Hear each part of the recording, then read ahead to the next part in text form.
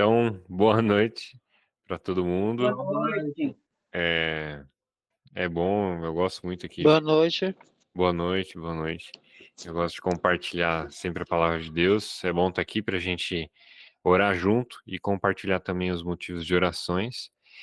A gente acabou não tendo muito tempo no início para compartilhar os motivos, mas se os irmãos quiserem usar o chat daqui mesmo do Google para colocar os motivos de orações que vocês desejam que orem, mesmo que não dê para orar ainda agora no começo por todos, eu acho que vale a pena a gente deixar para o final para ainda relembrar deles e orar lá próximo com a oração final também.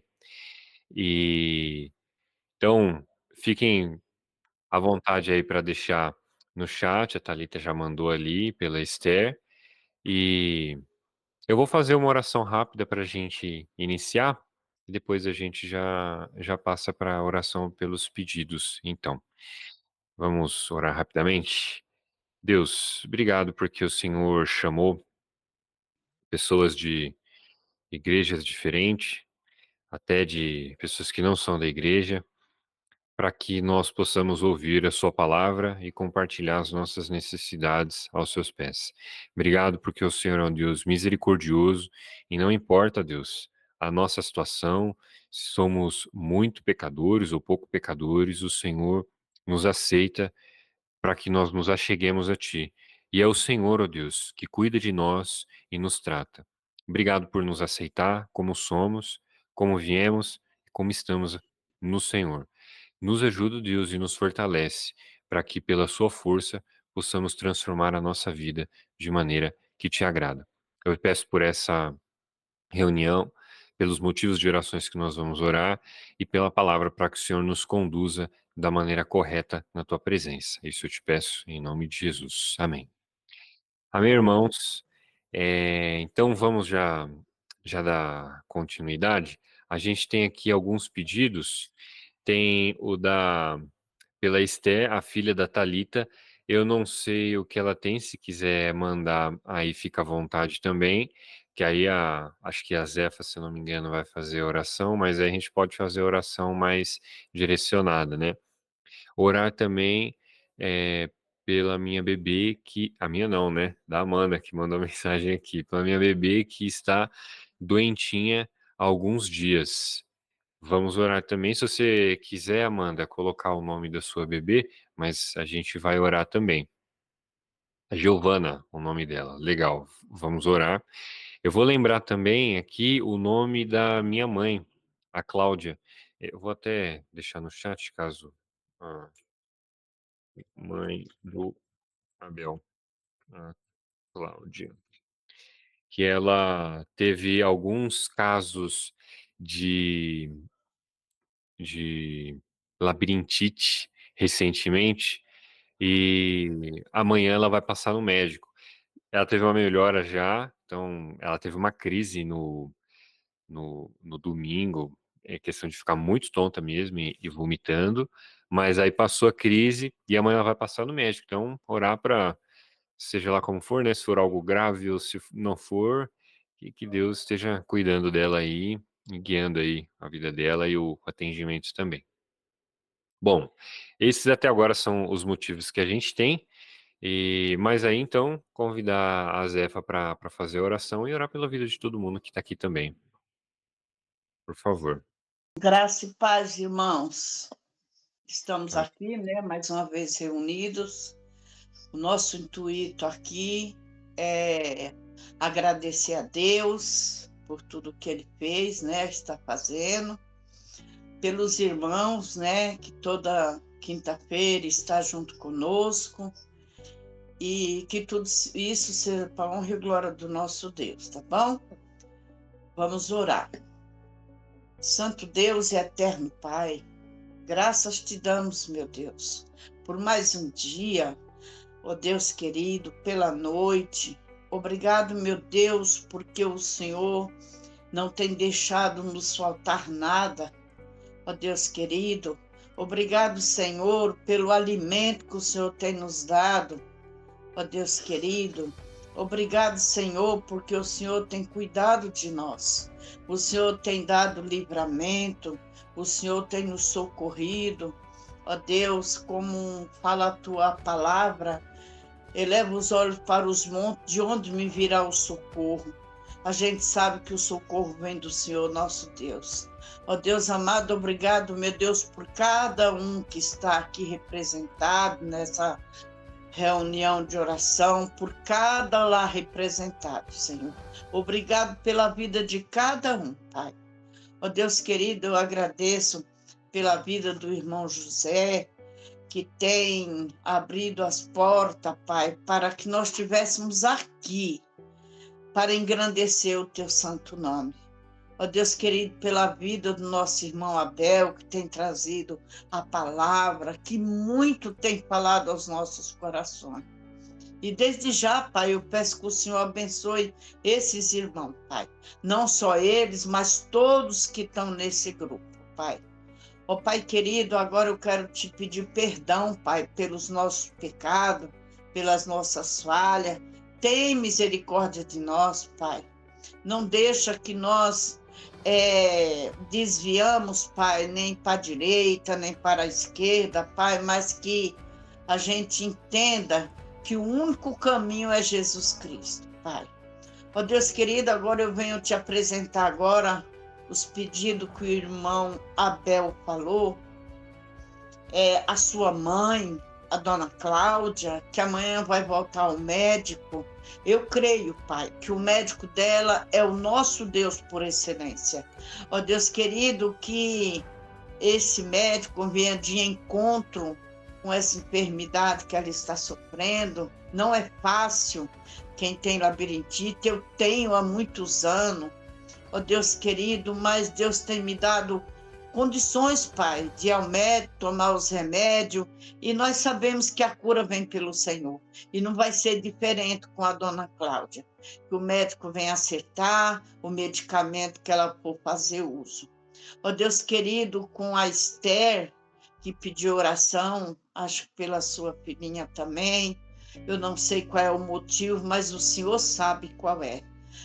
A menina da Amanda, a Giovana, outros pedidos que foram citados que se eu não ouvi direito, mas a tua palavra fala que antes da gente abrir a boca, o Senhor já sabe o que vai ser falado. Aleluia. Então o Senhor conhece, Pai, quais são os pedidos. Sim. Vai de encontro com cada um, Pai. Se for saúde, o Senhor esteja curando. Se for porta de emprego, o Senhor esteja abrindo porta de emprego. Se for problema conjugal, Senhor Deus, que o Senhor venha trazer amor, união para os casais, Senhor.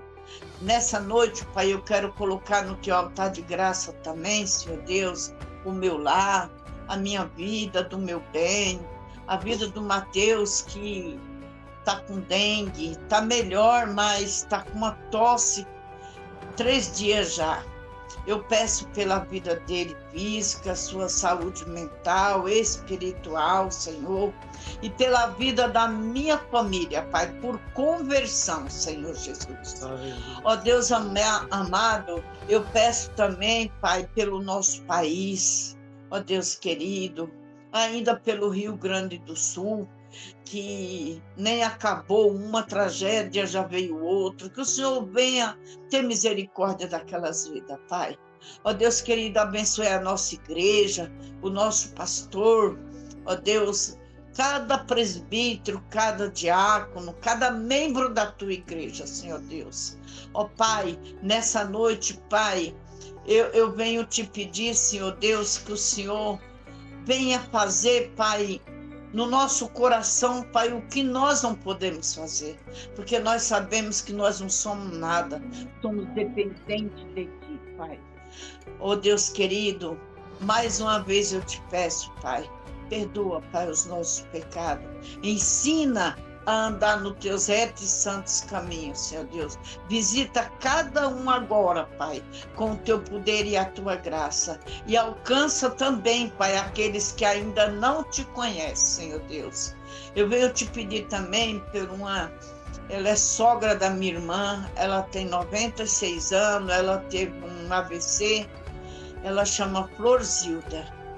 Que o Senhor possa estar ali naquele leito daquele hospital, ocupando a sua cama, que vá de encontro com ela. Ó Pai de amor, perdoa, Pai, o nosso pecado. Tem misericórdia de nós e fala aos nossos corações. Usa o teu servo Abel, Pai, que ele possa ser um instrumento nas tuas mãos para vir falar da tua palavra para nós e que nós possamos estar com nossos ouvidos sensíveis para ouvir a tua palavra. Muito obrigado, Pai. Tudo isso eu te peço e já te agradeço. No nome santo de Jesus. Amém. Amém. Amém. Amém. Obrigado, Zefa. Amém. Obrigado por todo mundo que está aparecendo por aí também, né? No comecinho da reunião chamando gente. Então, boa noite para quem está chegando aí agora também. A gente já orou por alguns motivos de orações, mas fiquem à vontade para colocar mais no chat, que no final a gente vai fazer uma última oração e a gente pode também orar pelos motivos que vocês trouxerem aqui. Mas então, sem mais delongas, a gente vai estar lendo hoje a continuação do texto que a gente leu na semana passada, que foi João 4. Dessa vez a gente vai ler João 5. O João 5 é um capítulo grande, mas a gente vai ler só uma parte dele. A gente vai ler hoje do capítulo 1 até... Ih, eu não anotei o último capítulo aqui. Se eu não me engano, é até o capítulo 18. Isso mesmo, até o capítulo 18.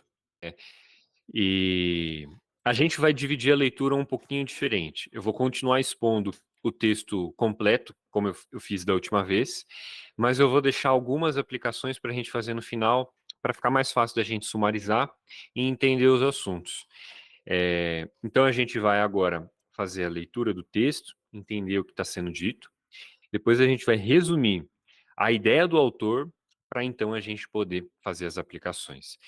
E diz assim na Bíblia, a gente vai ler do 1 até o verso 8.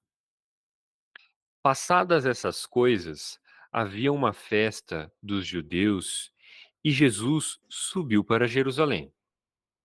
Ora, existe ali, junto à porta das ovelhas, um tanque chamado em hebraico Betesda, o qual tem 5 pavilhões.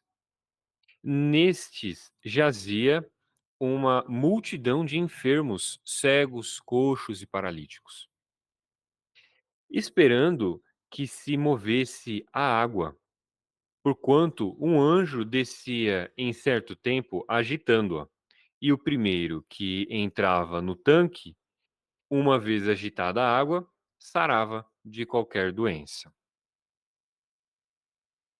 Estava ali um homem enfermo havia 38 anos.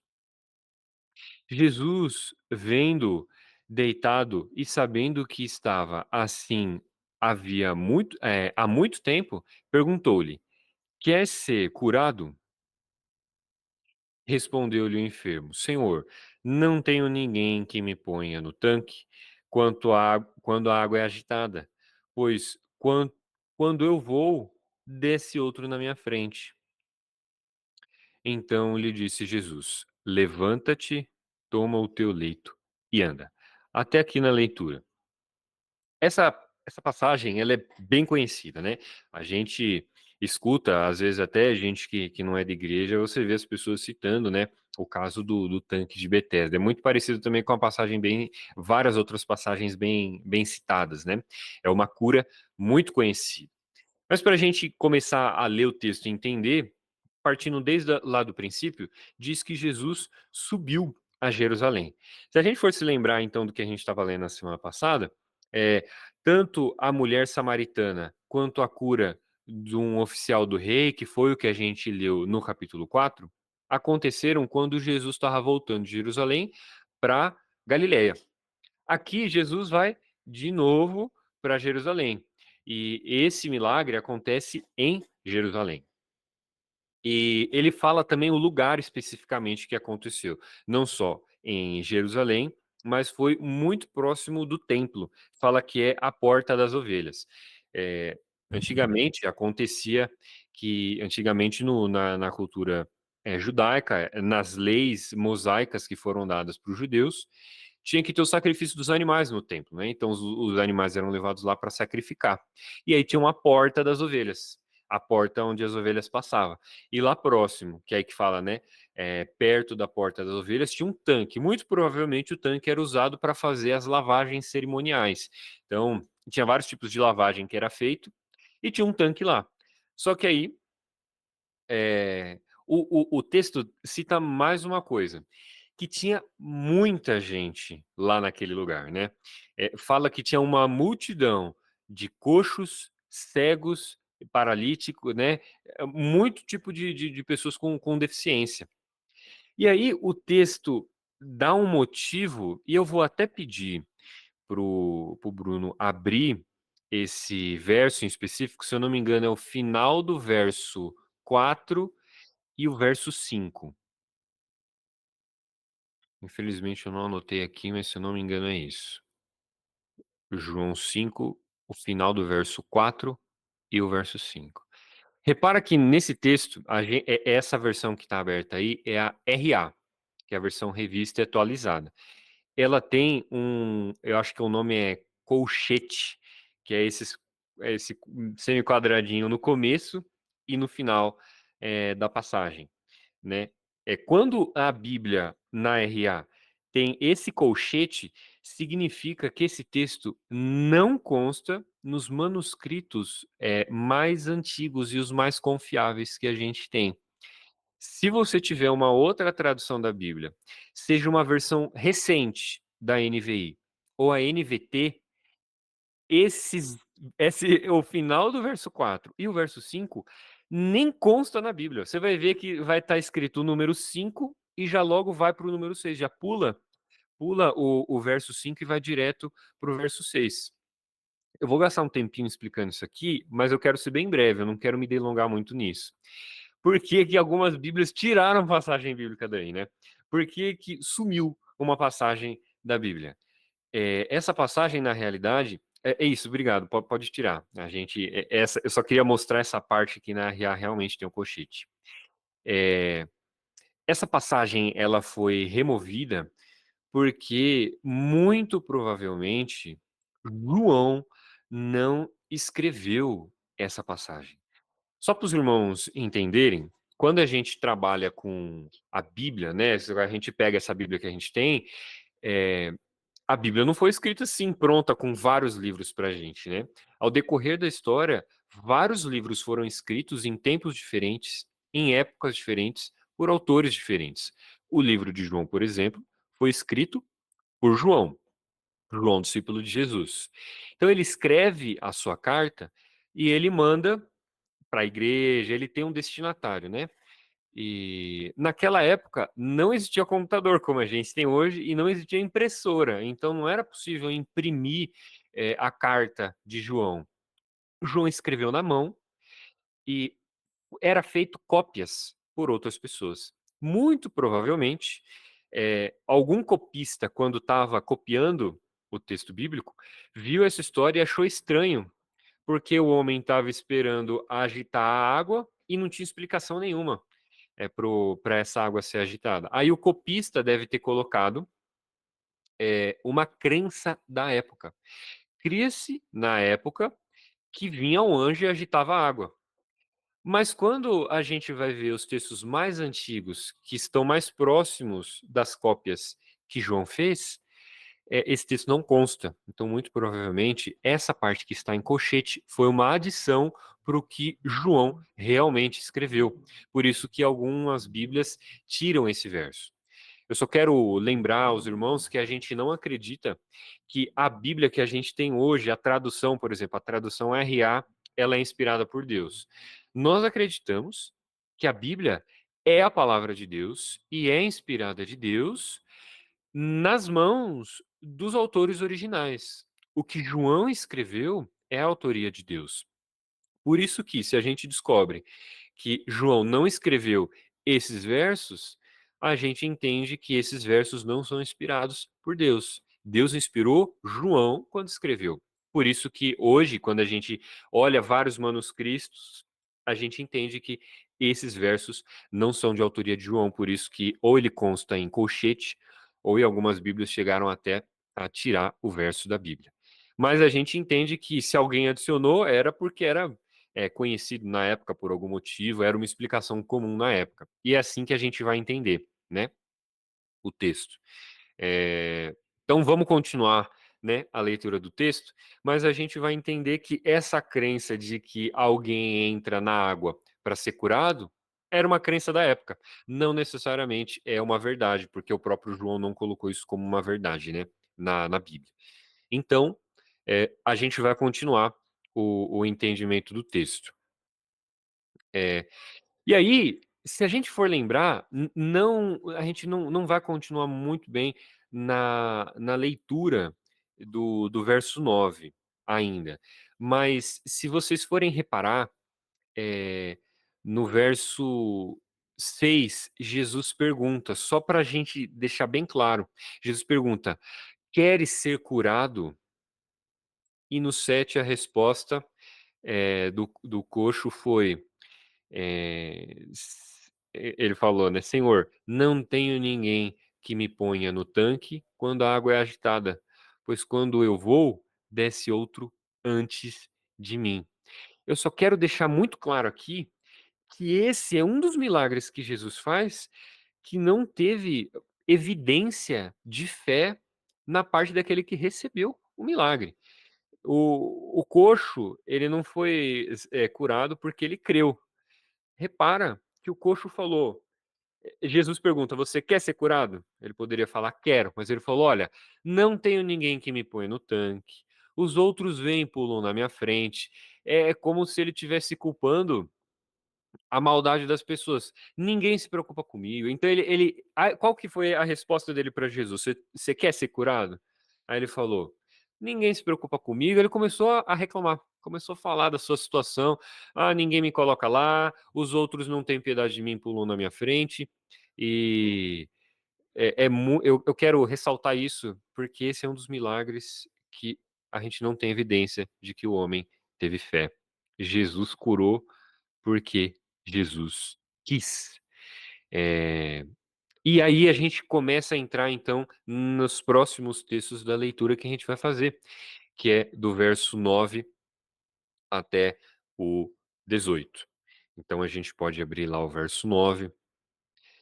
Depois que Jesus falou: "Levanta, né, toma o seu leito e anda", imediatamente o homem se viu curado e tomando o leito pôs-se a andar. E aquele dia era sábado. Por isso disseram os judeus que fora ao que fora curado: "Hoje é sábado e não te é lícito carregar o leito". Ao que lhe respondeu: "O mesmo que me curou me disse: toma o teu leito e anda". Perguntaram-lhe: "Quem é o homem que te disse: toma o teu leito e anda?" Mas o que fora curado não sabia quem era, porque Jesus se havia retirado por haver muita gente naquele lugar. Mais tarde, Jesus o encontrou no templo e lhe disse: Olha, que já estás curado. Não peques mais, para que não te suceda coisa pior. O homem retirou-se e disse aos judeus que fora Jesus quem o havia curado. E Jesus, e os judeus perseguiam Jesus, porque fazia estas coisas no sábado. Mas lhes disse: Meu pai trabalha até agora, e eu trabalho também.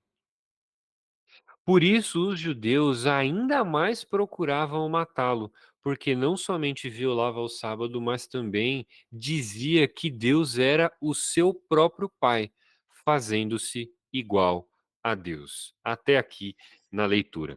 Esse texto, então a gente viu qual que era o plano de fundo ali, né? O que estava acontecendo antes da cura do paralítico e o que foi que deu início à cura do paralítico. Agora a gente leu as consequências dessa cura e a gente consegue ver um pouco das intenções de Jesus por fazer essa cura. Primeiro, o texto diz que o paralítico ficou curado imediatamente. E como consequência da sua cura, o homem obedeceu. Jesus falou: Olha, toma o seu leito e anda. Quando ele ficou curado, ele obedeceu a Jesus. Então ele tomou o seu leito e andou. Só que o que que acontece? Aquele dia era um sábado. E no sábado, na lei de Moisés, que é a lei do Velho Testamento, vocês podem até se lembrar dos 10 mandamentos. O quarto mandamento é guardar o dia de sábado, se eu não me engano. Eu acho que é o quarto mandamento. Mas tem um mandamento para 6 dias trabalharás, e o sétimo é sábado santo ao Senhor. E uma das leis, eh, eh, uma das explicações dessa lei, a gente encontra no livro de Jeremias, e diz explicitamente que não se pode carregar carga no sábado, que foi exatamente o que Jesus falou pro, eh, pro paralítico fazer.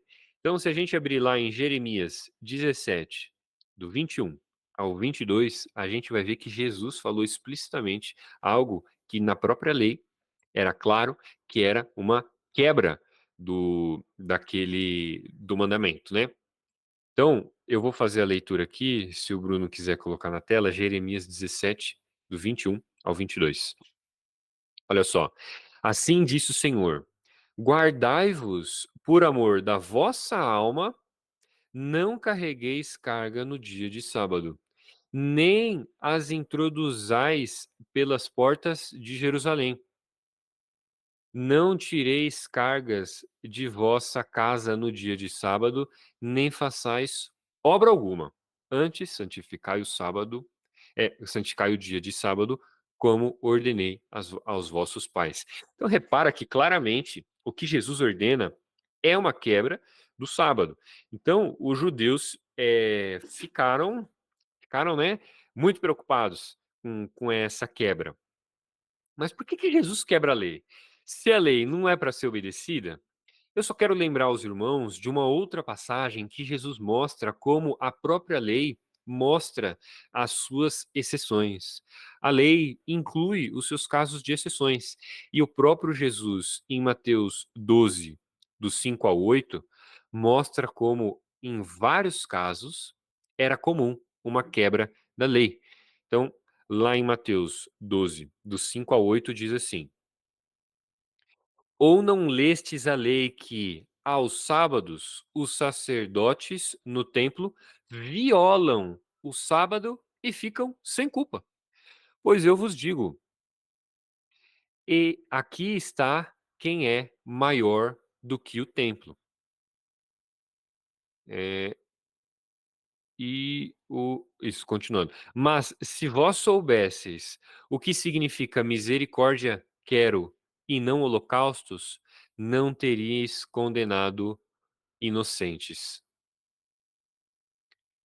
Porque o Filho do Homem é Senhor do sábado. Pode deixar o texto na tela ainda?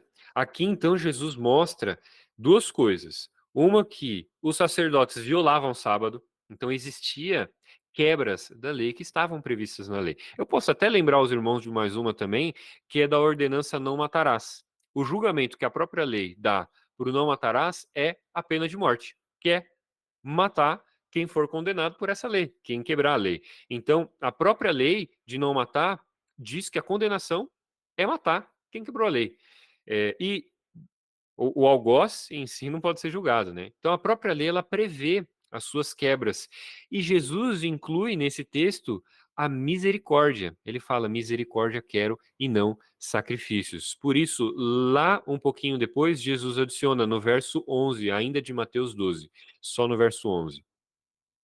Ele fala: Ao que lhes respondeu: Qual dentre vós será o homem que, tendo uma ovelha, e num sábado esta cair na cova, não fará todo esforço para tirá-lo dali? E a gente pode ler o 12 também. Ora, Quanto mais vale um homem do que uma ovelha, logo é lícito no sábado fazer o bem. E é isso o que Jesus está fazendo. Ele está quebrando o sábado, mas essa quebra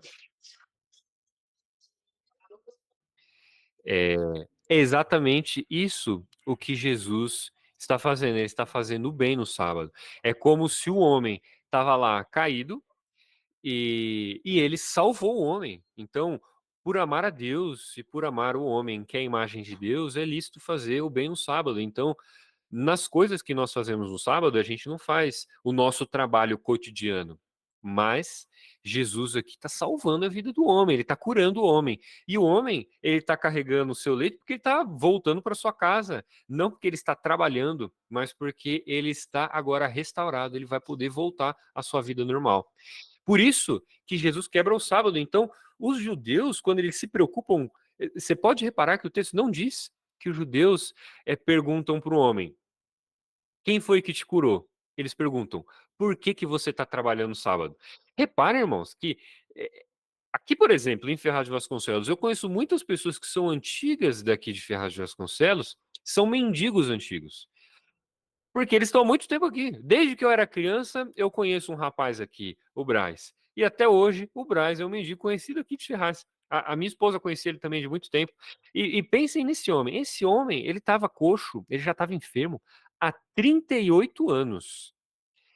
E não diz que ele é um enfermo de nascença. Então, provavelmente, ele começou a ser coxo já depois de ter uma certa idade. Um homem que é coxo há 38 anos é conhecido, ele ficava do lado do templo. Então, os judeus que frequentavam o templo conheciam aquele coxo e eles não se impressionaram com a sua cura. O homem está em uma situação miserável há tantos anos e eles nem ficaram felizes com a cura. Eles acharam ruim porque o cara estava andando levando alguma coisa. Então, o coração dos fariseus estava bem duro, eu diria, desses judeus, porque eles mal conseguiram ver o grande milagre que aconteceu naquele momento. É, mas Jesus desaparece. Isso aqui, eu só quero ressaltar que a gente já leu que tinha muitos coxos, muitos cegos lá próximo ao tanque. E o coxo que foi curado nem apresentou sinal de fé. Jesus escolheu um no meio de um monte e só curou um. E daquele um, ele nem tinha fé. E depois que Jesus cura, o texto deixa claro que o homem não sabia dizer quem foi que tinham curado, porque o homem sumiu. Jesus desapareceu e o texto diz: ele desapareceu porque não queria ser reconhecido, porque lá tinha muita gente. Isso é o que o texto diz. Então repara como Jesus ele não estava interessado em curar um monte de gente, em ser reconhecido por curar muitas pessoas, porque intencionalmente ele foi embora, ao ponto de que nem o próprio homem que foi curado não sabia que foi Jesus que o curou. Isso Todas essas coisas que o João está falando são evidências que mostram por que o João está escrevendo esse milagre dessa forma. Por que Jesus fez esse milagre dessa forma, a ponto de sair e ninguém saber quem foi que fez o milagre. Porque ele não queria o reconhecimento pelo milagre, ele não queria exaltar o seu próprio nome por causa daquele milagre. É, e mais uma coisa que vai ser uma das últimas coisas que a gente vai ver específicas sobre o milagre. É que o texto diz, eu acho que vale a pena até a gente abrir, no verso 14, no João 5, verso 14. Diz assim, eu vou esperar abrir para os irmãos poderem ler juntamente comigo. Mais tarde, Jesus o encontrou no templo e lhe disse: olhe, que já estás curado. Não peques mais, para que não te suceda coisa pior. Então repara que o termo que Jesus usa aí mesmo, ele fala: não peques mais, para que não te suceda coisa pior. O que Jesus está falando para esse homem é: pare de pecar, porque senão vai te acontecer algo pior.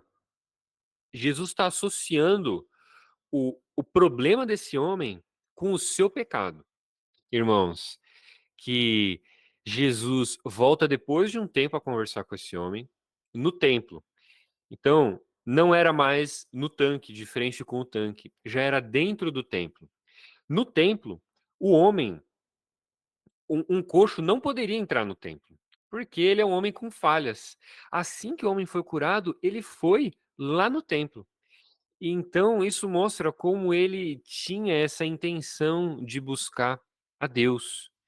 É, mas Jesus não ficou satisfeito no homem só ir no templo. Ele virou para o homem e falou: Olha, o seu pecado gerou isso para você. Pare de pecar, senão algo pior pode te acontecer. Jesus está conectando aquela doença daquele homem que ele estava há 38 anos com o pecado daquele homem. Ele está falando: se você continuar, vai te acontecer algo ainda pior. Isso mostra que existem pecados que geram problemas para nós. Tem doenças que não são doenças naturais, por causas naturais. São doenças que vêm porque a pessoa pecou e a pessoa contraiu a doença como consequência do seu pecado. Isso não é comum. Eu não vou ler o texto para não ficar maçante, a gente já está lendo bastante, eu já quero pular para as próximas partes.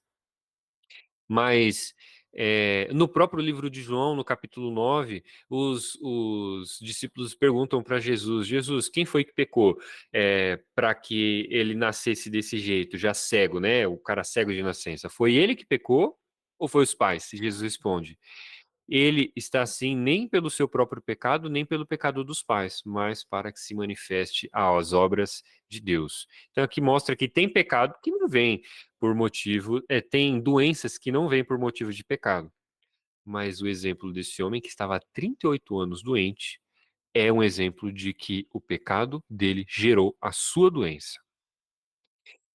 Uma das últimas coisas, então, que a gente vai ver nesse texto é que depois dessa repreensão que Jesus faz àquele homem, o homem vai denunciar Jesus aos judeus.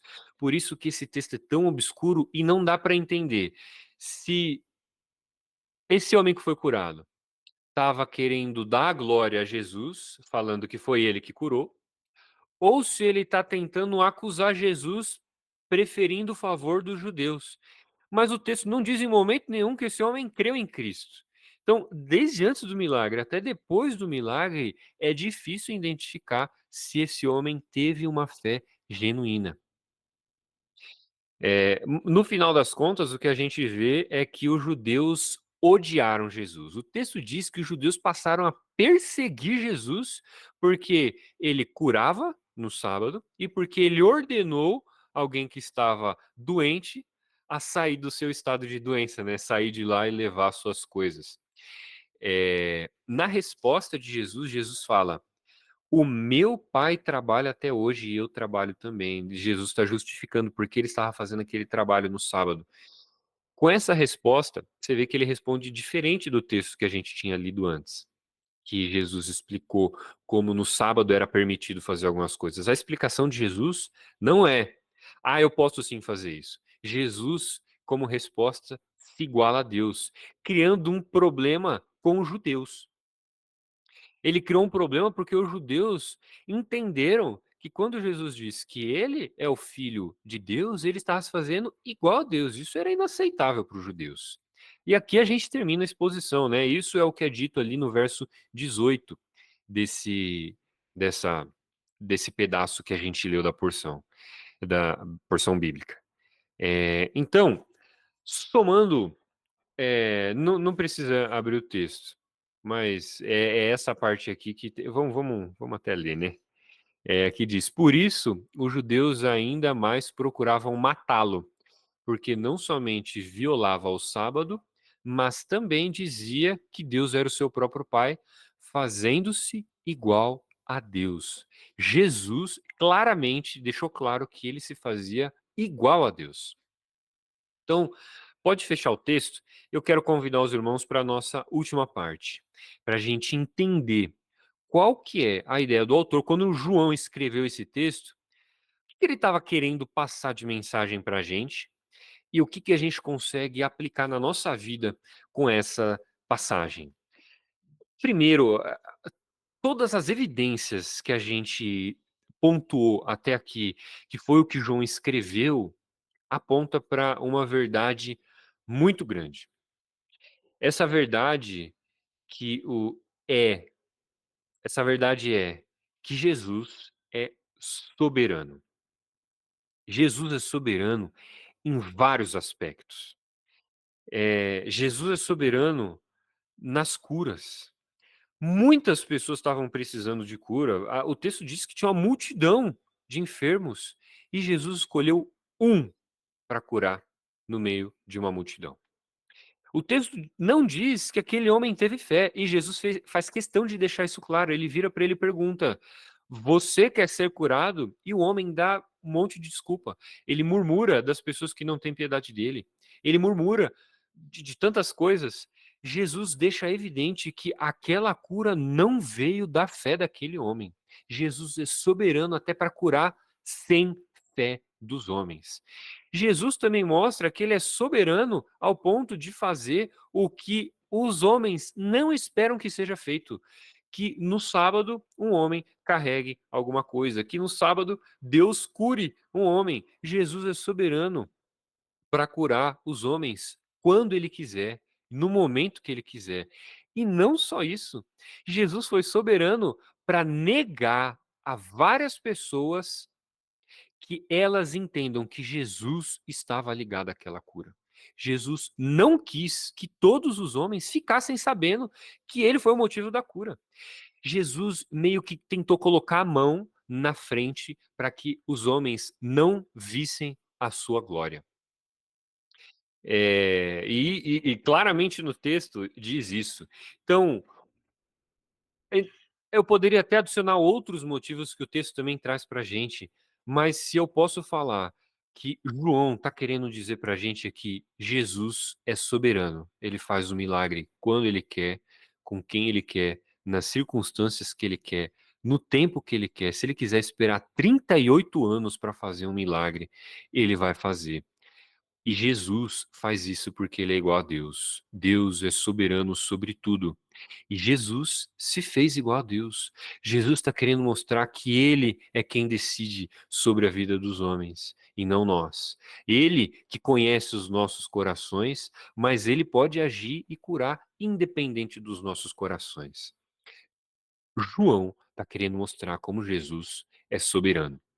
E isso com mais uma finalidade. A gente não leu aqui, mas o resto desse capítulo de João é uma grande pregação de Jesus. O livro de João, ele contém algumas pregações. Ele contém as pregações de João Batista, no capítulo 1. Ele contém uma conversa de Jesus com, com Nicodemos, a conversa de Jesus com a mulher samaritana e com outras pessoas. Mas o teor dos próximos textos que a gente vai ler na semana que vem é um sermão que Jesus aponta para si mesmo e se faz igual a Deus.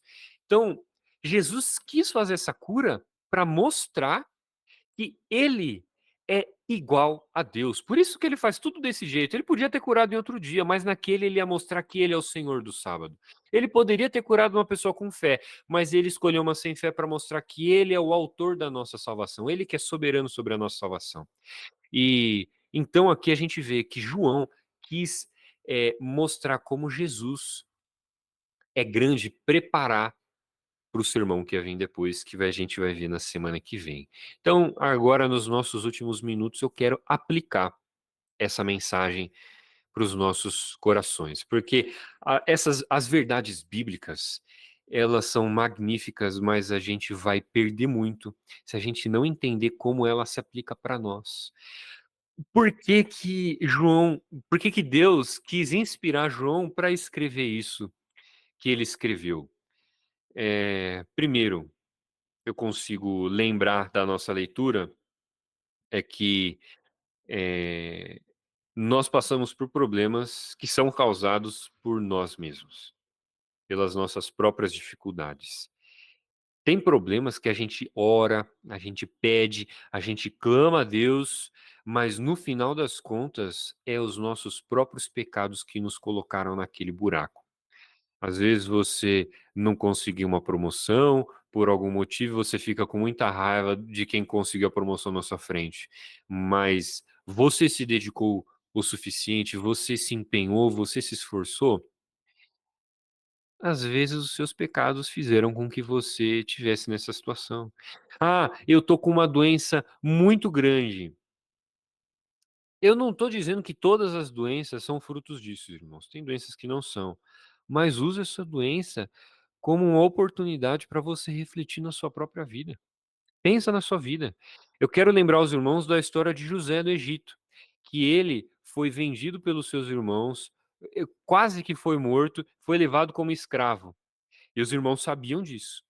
Quando os irmãos foram presos no Egito de novo, eles pensaram: nós estamos passando por isso aqui porque nós fizemos uma maldade com o nosso irmão. Isso é julgamento de Deus. Eles não se esqueceram da maldade que fizeram. No momento que eles passaram por uma dificuldade, eles se lembraram que eles fizeram as mesmas coisas com os outros. E assim como a história desse homem, ele estava sofrendo por 38 anos por causa do seu pecado. Irmãos, reflitam nas vidas de vocês. Quais problemas eu tenho sofrido e até doenças não são consequências dos meus próprios pecados? Se arrependa, se arrependa. E o segundo ponto, que está de certa forma ligado a isso, que a gente consegue refletir na nossa vida, é quais crenças estão te prendendo e te levando para longe de Cristo. Porque aquele homem, quando Jesus perguntou se ele quer ser curado, a cabeça dele estava presa no tanque, na água ser mexida, ele queria ser jogado lá, sendo que Jesus, a água da vida, o próprio Deus, o Criador do mundo, estava na frente dele e ele estava pensando nas crenças da sua época. Ele estava pensando em como ele poderia ser salvo pela água. Ele já estava lá há 38 anos e nunca conseguiu ser salvo daquele jeito. E continuava pensando que a água ia curar ele, sendo que Jesus estava na frente dele. Quantas crenças vocês têm, irmãos, que te levam para longe de Jesus Cristo? Eu quero lembrar algumas que são comuns na nossa época. Como, por exemplo, os psicólogos são pessoas que vão levar a gente à felicidade. Ah, tem uma pessoa com depressão? Então vá para o psicólogo. Você está com ansiedade? Vá no psicólogo que o psicólogo vai resolver a sua ansiedade. Eu passei por alguns momentos de ansiedade recentemente, e é muito comum as pessoas recomendar, passa no psicólogo e tudo mais.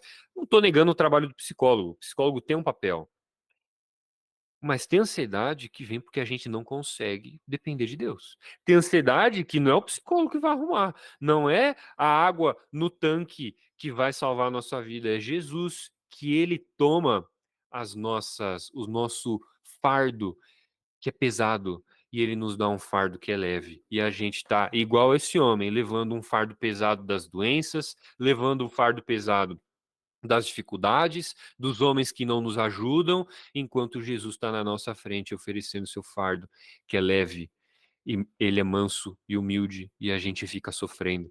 Aí a gente acha que não, o psicólogo vai resolver aqui a minha ansiedade, sendo que a gente deveria de levar a Deus as nossas ansiedades. Ou a gente depende dos médicos para curar. Eu passo no médico, meus irmãos, eu não estou negando que os médicos conseguem ajudar a gente. Eles conseguem, mas tem coisas que você vai passar no médico a vida inteira e não vai ter uma solução. Quantas doenças a gente tem até hoje que não tem solução? A gente vai no médico por causa de um câncer e o médico fala: olha, a gente vai fazer tratamentos paliativos. Por sorte, você pode ser curado. A gente vai fazer o melhor, mas vai depender da sua melhora. Você vê, não está na mão dos médicos. Eles sabem como fazer várias coisas, mas no final, eles não salvam a sua vida. As nossas vidas, seja por meios médicos, seja por meios milagrosos, sempre está na mão de Deus. Mas se você crê que os médicos são os únicos que podem salvar a sua vida, você está crendo na água do tanque e não em Jesus Cristo.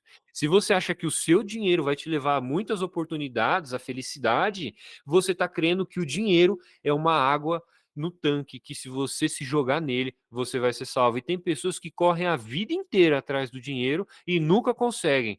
Igual esse homem há 38 anos achando que ali é onde estaria a fonte, a resolução dos seus problemas.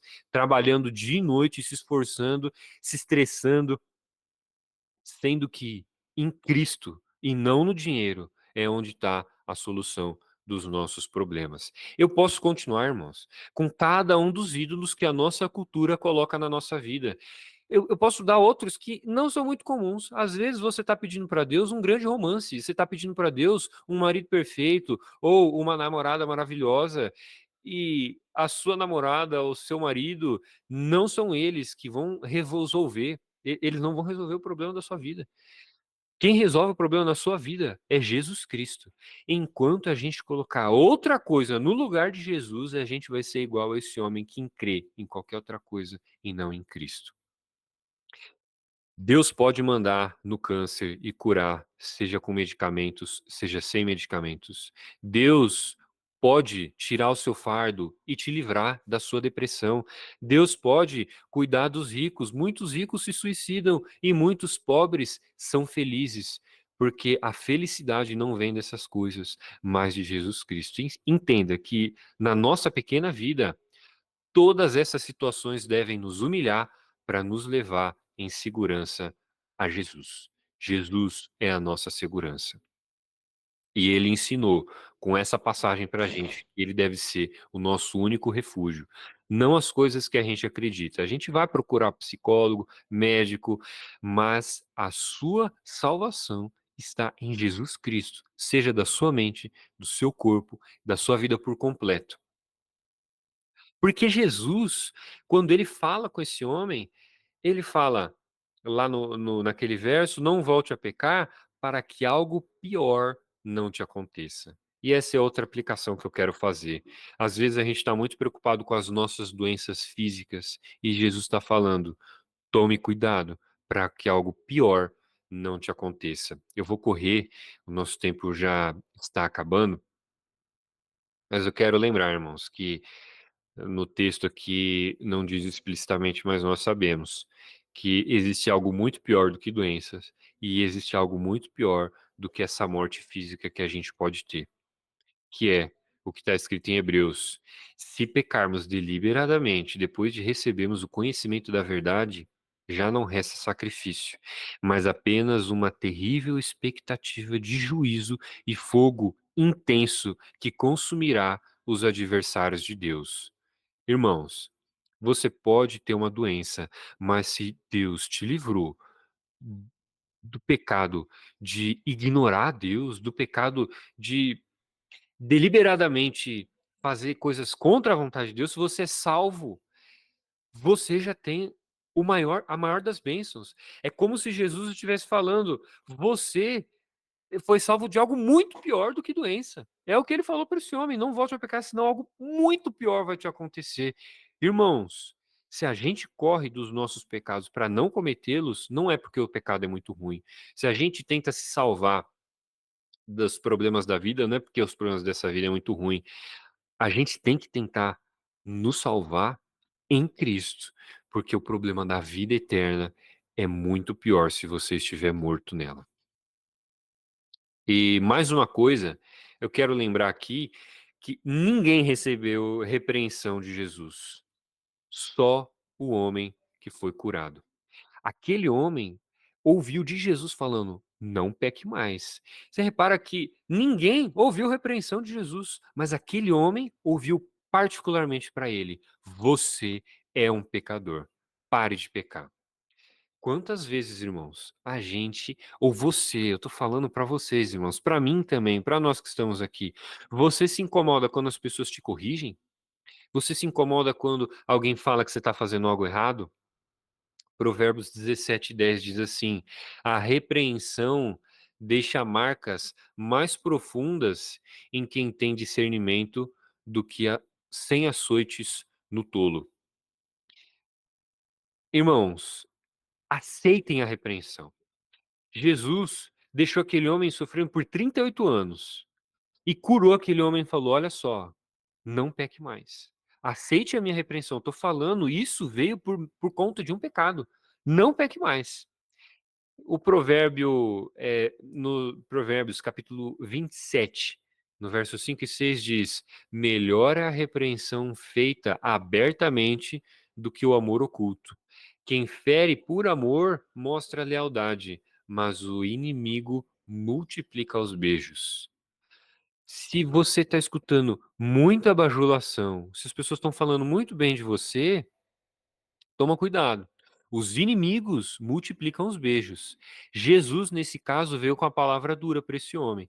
Veio com a palavra dura falando: você está sofrendo por causa dos seus pecados, pare de pecar. Se você não gosta que as pessoas te repreendam, tome cuidado. Jesus nos repreende.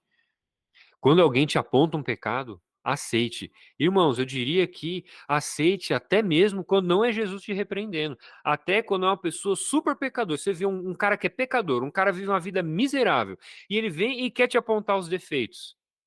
Irmãos, escutem. Independente da vida daquele cara ser uma vida torta, se você está cometendo algum erro, aproveite que Deus está usando esse homem para te corrigir. É melhor você ser salvo pela repreensão de um ímpio do que você ir para o inferno esperando um santo vir te corrigir. Então, não espere oportunidades excelentes. Seja Jesus, seja qualquer um, aceite as repreensões. Assim como esse homem foi repreendido por Jesus, seja vocês também hoje repreendidos e aceitem repreensões. Eu não vou ter tempo de fazer todas as aplicações que esse texto tão rico consegue fazer para a gente, mas eu vou fazer uma rápida resumida. Jesus incomodou os judeus e os judeus estavam errados. Jesus incomodou muito aqueles judeus e os judeus não aceitaram a repreensão. E a gente vai ver que eles quiseram matar a Jesus. Não fuja da repreensão de Cristo. Aceite voluntariamente a repreensão de Cristo, que pode ser que essa seja a única repreensão que Jesus vai fazer para você. Essa eu não sei, mas pode ter sido a única repreensão que Jesus fez para ele. Mas o que eu sei é que tinha uma multidão de pessoas e Jesus escolheu ele para repreender. Então, escute sempre que Cristo for falar com você, pela boca de quem quer que seja. Então, quero orar por vocês, irmãos, para a gente não estender muito mais depois das 9 a nossa reunião. Primeiro, para que Jesus aplique essa palavra no nosso coração.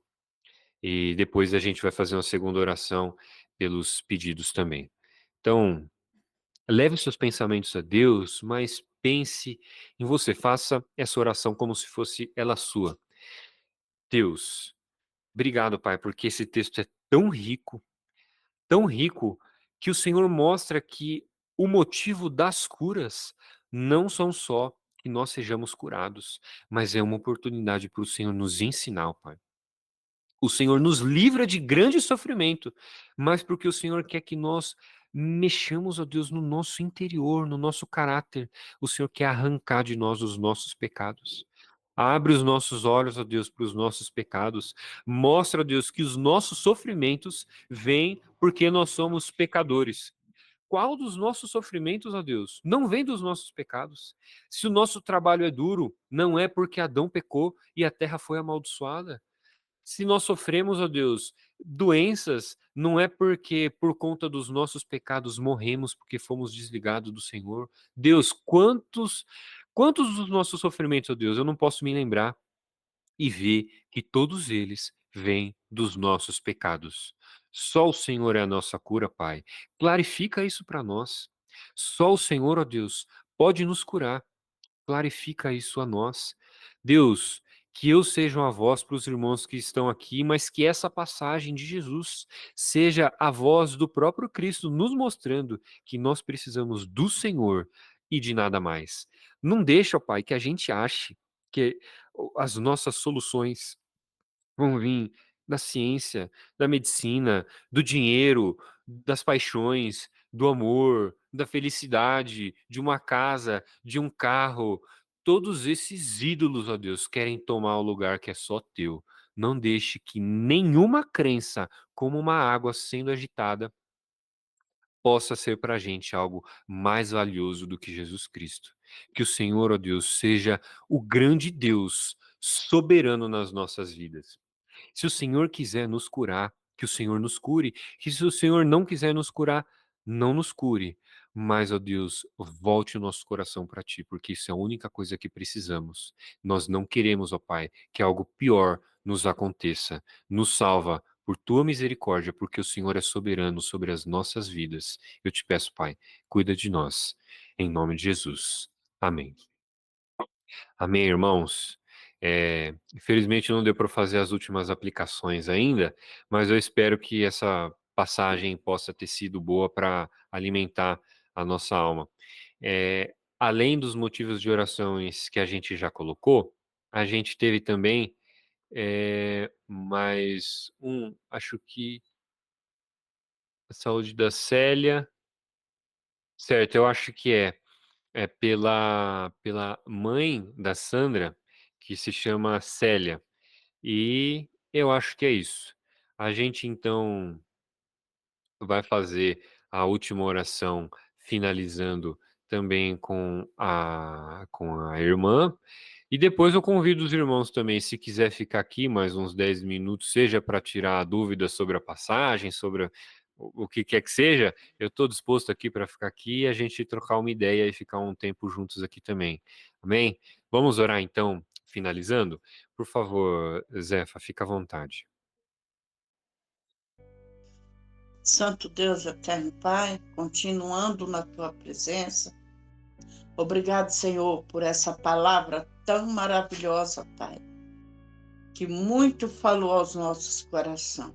Amém. Que nós podemos, Pai, não ficar só na teoria, Pai, mas na prática, como o irmão Abel colocou. Ó Deus querido, que nós não possamos se apegar a nada desse mundo, a não ser no nosso Senhor Jesus. Como o nosso irmão colocou, a cura vem do Senhor, Deus. Ele cura quem Ele quer, na hora que Ele quer e como Ele quer. Ó Deus querido, muito obrigado pela vida do Abel, Senhor, que trouxe essa mensagem tão explicada para que nós pudéssemos entender. Ó Deus querido, agora também eu coloco no teu altar de graça a mãe da Sandra, a Célia. A gente não sabe o que se passa com ela, mas o Senhor sabe. Visita ela, Pai, com o teu poder, com a tua cura. Entra com a bênção da cura, Pai, na vida dela. Ó Deus querido, seja qual for o problema, Pai, que o Senhor tenha misericórdia da vida da Célia. Senhor, e com os pedidos e os agradecimentos do coração, que muitas vezes a gente tem, mas não expõe, o Senhor sabe quais são. Visita cada um. E que a cada dia, Pai, nós possamos estar com os nossos corações abertos para ouvir a Tua palavra. Muito obrigado, Deus, por esses momentos em que passamos aqui. São tão poucos minutos, Pai, das 8 às 9, 9 e pouco.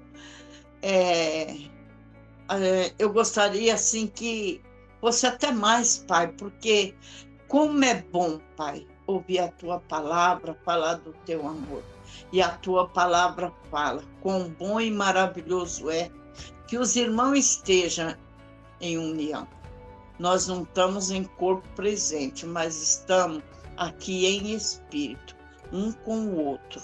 E o propósito aqui, Pai, é te adorar, te agradecer, porque toda honra e toda glória só vem de ti. Obrigado, meu Deus, por tudo. Em nome de Jesus. Amém. Amém, irmãos. Então, quem não puder ficar mais, uma boa noite. Tenha um bom resto de semana aí, a próxima sexta-feira, uma boa noite de sono. Mas estão convidados para ficar aqui para a gente conversar mais um pouco também.